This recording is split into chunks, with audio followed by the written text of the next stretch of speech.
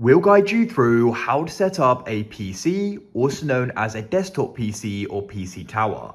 If you find this useful, then consider subscribing and liking the video. Now, there are some important steps you need to know and different things you need to know about setting this up. So make sure it's the entire video. If we go and mention a product, we'll go and link it down below to Amazon. That is an affiliate link which supports the channel at no extra cost.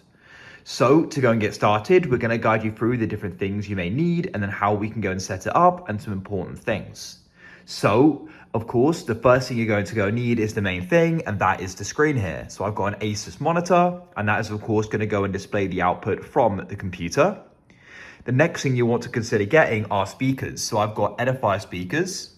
Now, some monitors are going to go and have built-in speakers. I typically find these are quite low quality, and so it's definitely worth getting some external speakers. On top of this here, I've got a webcam. So this is a Life Max webcam. This just allows you to go and have your meetings and people can go and see you. Of course, on laptops, it's quite common for them to be built in. So it's really useful to go and have. And of course, one of the most important things after the monitor are going to be the keyboard and the mouse. This allows you to go and control your computer. So of course you can use the keys here and go and click on things and operate the cursor with this. So these are the different things that you're going to go and potentially want. Of course, you may not need all of these like the webcam, but they are really key to go and have really to go and fully use your computer. So now let's go to the computer itself. So here we have the back of the computer, and this is really where we're going to be plugging in the different things. Now, just before we get any further, I want to go and mention about connecting your computer to the internet. Of course, to be able to go and properly use it, it needs to be connected.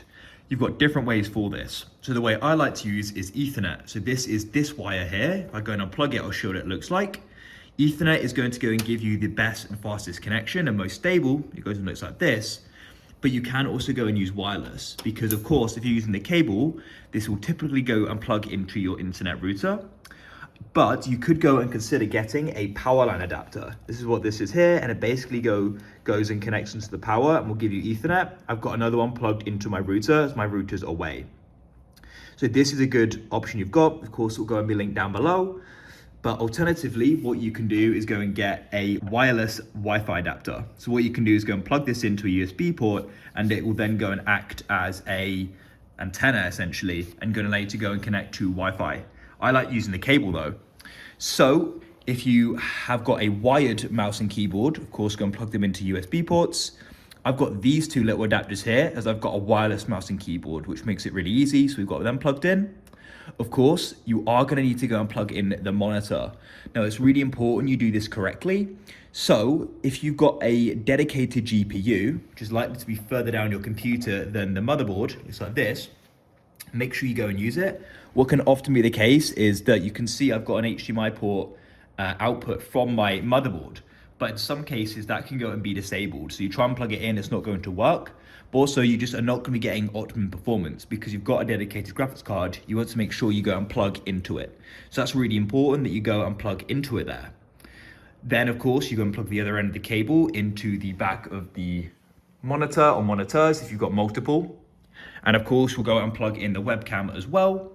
And what you also need to do is go and plug in your speakers. So I've got this is actually like another microphone I've got here.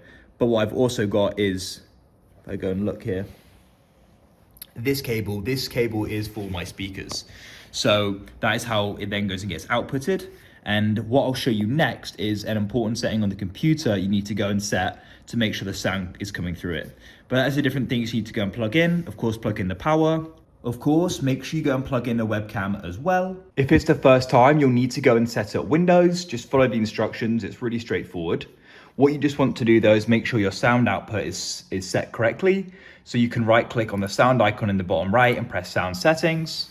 Come into here and you can go and find output. And then what you want to do is you want to go and find your speakers and go and select them.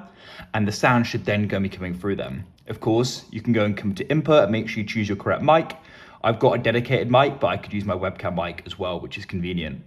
That is it. You should now have your computer successfully set up and you should be able to go and use it. If you found this useful, then consider subscribing and liking the video.